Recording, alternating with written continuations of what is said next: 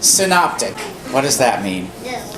Synoptic means to see together with a different view. If you are reading Matthew and Mark, you notice that both of these books appear to have a lot of things that are similar. And as you work through the four Gospels, Matthew, Mark, Luke, and John, you'll see that there's a lot of material that's the same. This is especially true of Matthew, Mark, and Luke. It is not as much the case in John. 92% of John is completely unique to the book of John, and it isn't found anywhere else in the Bible. For example, Matthew and Luke give us entirely different versions, well, not entirely, but very different versions of the Lord's Prayer, while Mark doesn't mention the Lord's Prayer at all. There is no mention of the Lord's Prayer in Mark whatsoever. Even within the books, there are things that appear to be different. How many people did Jesus feed? Did he feed 4,000? Did he feed 5,000? And a lot of skeptics will say, well, wait a second here. If the Bible's true, why are there different accounts of the same events that appear to say different things, sometimes which almost appear to contradict each other? Well, some have tried to solve this in different ways. I have my own opinion, which I will reveal in a moment. But one of the ways that they try to do this is they say that Matthew, Mark, Luke, and John were using an entirely separate document, which in scholarly circles they call Q.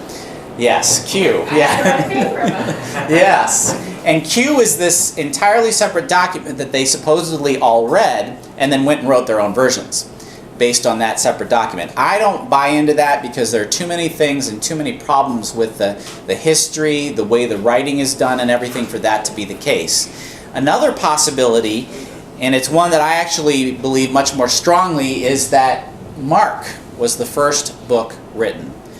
And do not try to figure out this chart, but it tries to give you a little bit of an idea of where everything is pulled from, where all the different, where you have, like for instance, triple tradition means that there are three different versions of the same story that are found in Matthew, Mark, and Luke.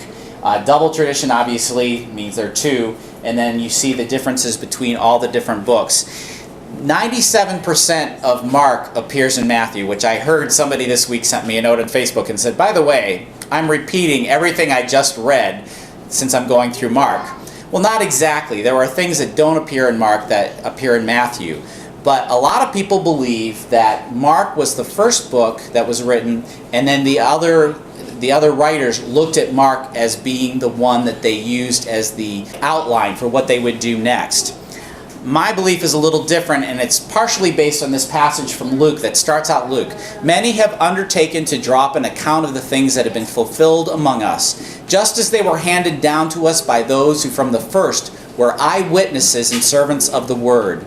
With this in mind, since I myself have carefully investigated everything from the beginning, I too, this is important, I too decided to write an orderly account for you, most excellent Theophilus, so that you may know the certainty of the things you have been taught. It is my opinion that Luke is pretty much describing what went on in the writing of the other books. Why are there differences between the Gospels? I think of it this way. I am into model trains. When you do model trains, you have a certain amount of area.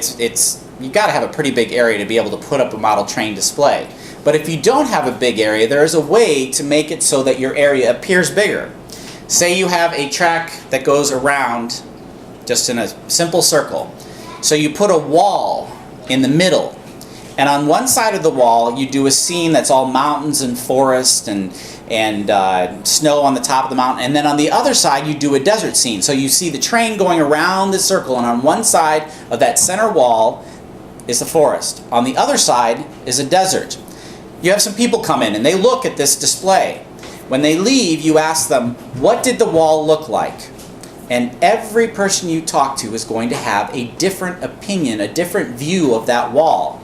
If somebody really enjoys desert landscapes, they're going to talk about the desert. They're going to talk about the foliage or whatever that's lacking in the desert. They'll talk about the colors, the rust and the oranges and all the different colors. Somebody who's into the mountainous area is going to talk about the evergreens and all the beautiful trees that were on the side of the mountain.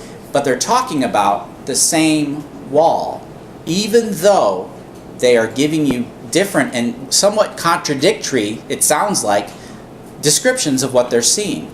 To me, that is exactly what takes place in these different Gospels.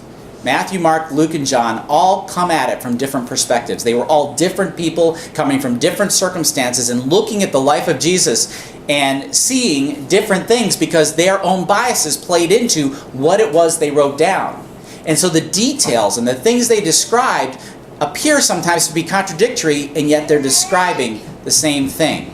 And that's how, over the years, that I've come to the conclusion that the different Gospels can have different things and different stories and different even descriptions of events in them, and yet be describing exactly the same thing.